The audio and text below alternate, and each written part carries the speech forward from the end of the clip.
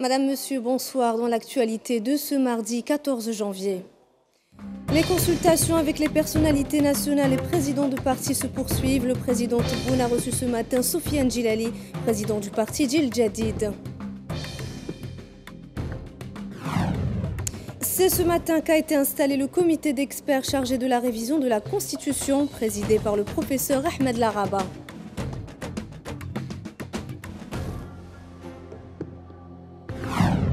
Et en Libye, Khalifa Haftar refuse de signer l'accord de cessez-le-feu. Erdogan hausse le ton et menace d'infliger une leçon à l'homme fort de l'Est libyen.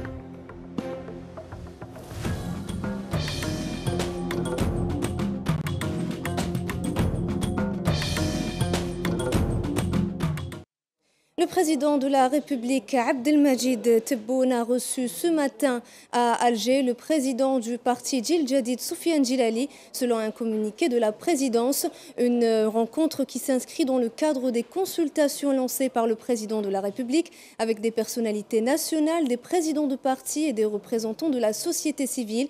Dans ce cadre, le président du parti Jil Jadid a exposé au chef de l'État les points de vue et visions de son parti et présenté des propositions pour renforcer la concertation et le dialogue initié par le président de la République en application de ses engagements électoraux, réaffirmés juste après sa prestation de serment, conclut le communiqué de la présidence.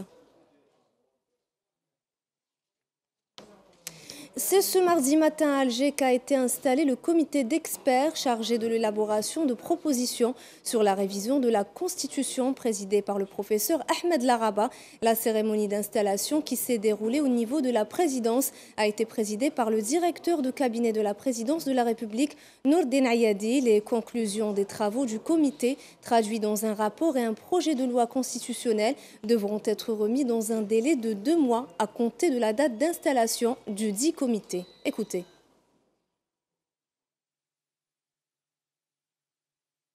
هذه اللجنة ليست مجلس تأسيسي بل هي لجنة خبراء سوف تقترح. Ce comité est un comité d'experts qui va proposer ce qui lui semble nécessaire pour consolider et instaurer les principes fondamentaux d'un État de droit. Nous n'allons pas démarrer de zéro, car les précédentes constitutions contiennent déjà des principes, mais ils nécessitent peut-être la mise en place des outils permettant leur exécution. Et c'est cela l'essentiel.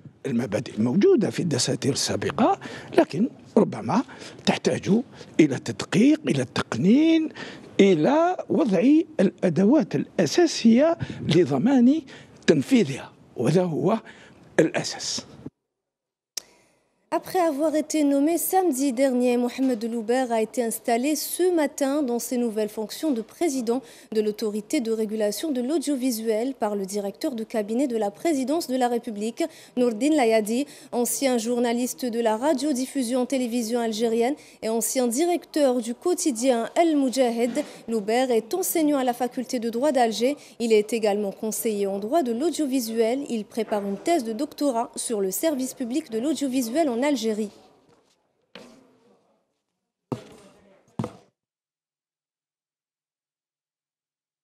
Le ministre des Affaires étrangères, Sabri Boukadoum, effectue à partir de ce mardi une visite officielle en Arabie Saoudite et aux Émirats Arabes Unis, selon un communiqué du ministère. Boukadoum, qui conduira une importante délégation, s'entretiendra autour de la situation actuelle du monde arabe et plus particulièrement en Libye. Le ministre des Affaires étrangères s'attellera avec ses interlocuteurs à explorer les voies à même de conforter le processus en cours via le règlement pacifique de la crise et l'encouragement du dialogue interlibyen. Une visite qui sera également l'occasion pour le ministre des Affaires étrangères d'évoquer les relations bilatérales entre l'Algérie et l'Arabie Saoudite ainsi qu'avec les Émirats Arabes Unis, précise la même source.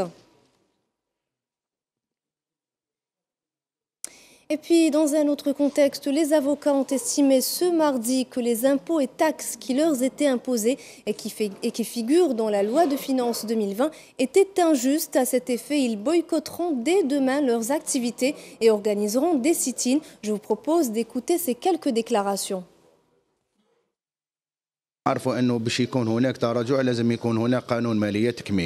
Il doit y avoir une loi de finances complémentaire pour revoir ce point. Les avocats réclament depuis des années ce qu'on appelle l'impôt à partir de la source, qui serait facile et qui permettrait à tout le monde de contribuer à cet impôt. Lors de l'inscription des affaires, l'avocat paie ses taxes. Selon l'affaire, un paiement hors des frais d'inscription. Je vous propose à présent un petit résumé de l'actualité nationale dans ce sujet signé Khaled Mazouzi. Le wali de Borj Bouarij a mis fin aux fonctions du directeur des travaux publics et de l'institution concernée par la gestion de l'autoroute, en raison de la négligence dans les tâches qui leur ont été confiées, de ne pas asperger du sel sur les routes, provoquant de nombreux accidents dans la wilaya de Borj, où 2 personnes ont trouvé la mort et 22 autres ont été blessées suite à un carambolage entre plusieurs véhicules. L'accident s'est produit au niveau de l'autoroute liant Borj Bouarij et Sétif, en particulier à Interroute. Il s'agit du 2e accident de la circulation dans cette région en moins de 24 heures, alors qu'une collision entre une voiture et un camion avec une remorque a eu lieu hier sur la route Est-Ouest en direction de Sétif, exactement à Liéchir. Un accident qui a fait 4 morts et 1 blessé. Et en ce qui concerne les accidents toujours, 43 personnes ont trouvé la mort et 1307 ont été blessées dans des accidents de la route survenus à travers le territoire national durant la période allant du 5 au 11 janvier 2020, selon un bilan établi et publié aujourd'hui mardi par les services de la protection civile. Le bilan le plus lourd a été enregistré, pour rappel, au niveau de la wilaya de Msila où 7 personnes sont décédées et 56 autres ont été blessées dans 34 accidents de la route, précise la même source. Le monoxyde du carbone continue de collecter les victimes malheureusement en cette période d'hiver. En effet, un père de famille et sa fille ont trouvé la mort aujourd'hui à Blida, tandis que l'épouse se trouve dans un état critique à l'hôpital de la ville des Roses. Cet incident a eu lieu aujourd'hui dans les environs de 6 heures du matin. Les services de la protection civile ne cessent de mener des campagnes de sensibilisation quant à ce phénomène qui tue en silence. Et nous partons à présent en direction de la wilaya de Msila et plus particulièrement la commune d'El Hamel où les enfants sont privés d'infrastructures sportives dignes de ce nom. Un manque flagrant qui prive ces enfants de pratiques sportives mais qui surtout suscite l'incompréhension de leurs parents. Regardez. Dans la wilaya de Msila et plus particulièrement dans la commune d'El Hamel, un groupe de jeunes n'a pas hésité à relever le défi et réunir le plus grand nombre d'enfants au sein de ce club sportif qu'ils ont nommé Shurafa El Hamel, dans une commune où les infrastructures sportives sont quasi inexistantes, mais qui regorgent de talent. Ces enfants sont très contents car ils viennent ici, mais malheureusement, lors de chaque réclamation, l'on se rend compte que le sport est le dernier souci des responsables, hormis quelques responsables locaux. Les parents, eux, se soucient du bien-être de leurs enfants et ne comprennent pas l'absence d'infrastructures sportives. Qui accepterait de laisser son fils faire du sport sur du goudron? Nous pratiquons du sport sur du goudron, nous avons besoin de stades, de chaussures et de ballons de football.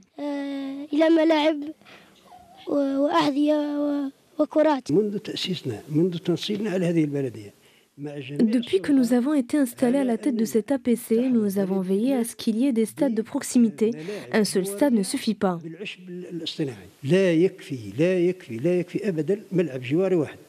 À croire qu'en 2020, ces enfants ne rêvent que d'une seule chose, jouer dans des stades dignes de ce nom, et pourquoi pas, jouer un jour dans la cour des grands. Et dans l'actualité internationale, l'homme fort de l'Est de la Libye, Khalifa Haftar, qui combat le gouvernement libyen reconnu par l'ONU, a quitté Moscou ce mardi matin sans signer la trêve paraphée par son rival, Faiz Sarraj. Le maréchal Haftar avait demandé lundi soir un délai de réflexion jusqu'à mardi matin avant de signer l'accord formel, mais il est finalement parti sans apposer sa signature sur le document. Le ministre russe des Affaires étrangères, Sergei Lavrov, a déclaré dans la foulée foulée du départ du maréchal Haftar que la Russie poursuivrait ses efforts en vue d'une trêve. Le président turc Recep Tayyip Erdogan a quant à lui menacé d'infliger une leçon à l'homme fort de l'Est libyen s'il reprenait ses attaques contre le gouvernement de Tripoli. Et toujours dans le reste de l'actualité internationale, l'Iran annonce des arrestations dans le cadre de l'affaire du crash du Boeing ukrainien. Nouvelle journée de colère au Liban. Et enfin, jamais la pluie n'a aussi été attendue en Australie. Tout de suite, c'est Le Monde en 90 secondes.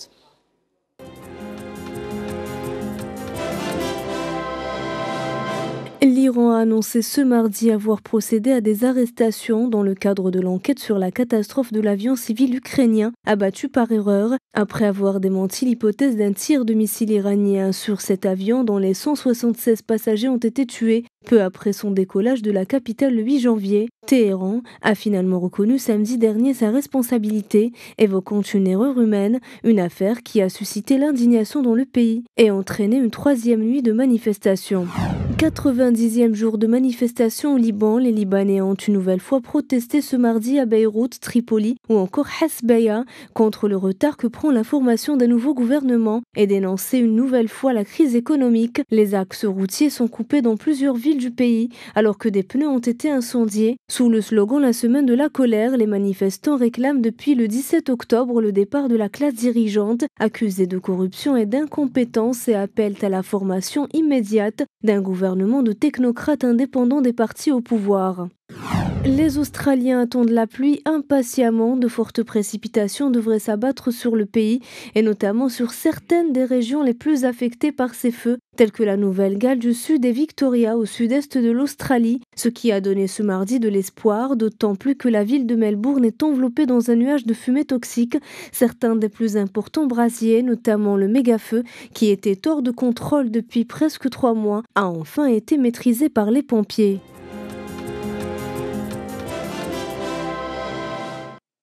Et un mot de sport pour terminer, c'est le Français Franck Dumas qui a été nommé entraîneur du CR Belouizdad.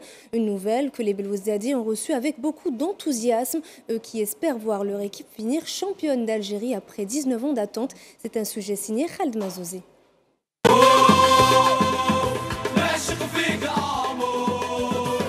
Après avoir frôlé la relégation de justesse lors de la saison sportive écoulée 2018-2019, tout en sauvant sa saison avec une 8e consécration en Coupe d'Algérie, le Chabab Riadi de Belouizdad fait rêver son public cette saison, notamment après avoir terminé la phase allée de la Ligue 1 en première place, remportant ainsi le titre symbolique de champion d'hiver, en attendant de réaliser le rêve tant attendu, celui de remporter le titre de champion d'Algérie après 19 ans d'attente. Et en dépit du départ de l'entraîneur en chef Abdelkader Amrani qui a réalisé, faut-il le rappeler, un excellent travail avec les Rouges et Blancs, la venue du coach français Franck Dumas fait déjà rêver les supporters Belouizdadi et tout l'entourage du club. Lui qui a réalisé un excellent parcours avec la jeunesse sportive de Kabylie lors de la saison dernière et qui a une excellente réputation en termes de maîtrise et gestion de groupe, mais aussi avec ses aptitudes tactiques et son expérience en tant que joueur et entraîneur adepte du beau jeu et de la possession de balles, un style parfaitement adéquat à la composante actuelle du Shabab. Le staff technique actuel composé de Dumas, épaulé par l'ancien international Slimane Alahou et Lotfi Amrouche, ainsi que l'ancien capitaine de la génération dorée du CRB, Karim Barti, et les moyens financiers mis au service du club, ainsi que la lancée actuelle en Ligue 1 et les atouts individuels et collectifs d'une équipe bien partie pour remporter son 7e titre de champion, des éléments qui font rêver les Belouizdadi, qui n'ont plus goûté à cette joie particulière du titre de champion, depuis les 2 titres consécutifs en 2000 et 2001, une période qui fut d'ailleurs la meilleure dans l'histoire du club après la légendaire équipe des années 60 et 70. Voilà, c'est déjà la fin de ce journal. Merci de nous avoir prêté attention. Excellente soirée à tous et à demain.